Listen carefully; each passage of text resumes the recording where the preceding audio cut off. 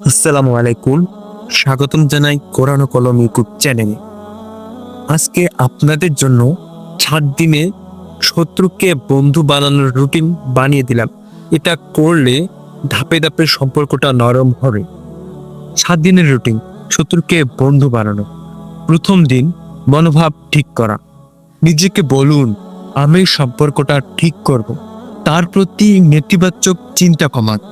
হাসি মুখে দেখা হলে সালাম, অভিবাদন দিন। দ্বিতীয় দিন, কারণ খুঁজে বের করা। নীরবে খুঁজুন কেন সে আপনার প্রতি বিরক্ত হয়। তার কাছে মানুষদের মাধ্যমে বা অতীত ঘটনা ভেবে কারণ বের করুন। তৃতীয় দিন, শান্তভাবে আলাপের প্রস্তুতি। আলাপের জন্য সহজ কোনো সময় ঠিক করুন। আজ শুধু কথা বলার সুযোগ তৈরির চেষ্টা করুন, ঝগড়া নয়। চতুর্থ দিন, খোলামেলা কথা বলা। শান্ত সময় এগিয়ে বলুন, আমাদের মধ্যে ভুল বোঝাবুঝি হয়েছে, ঠিক করতে চাই।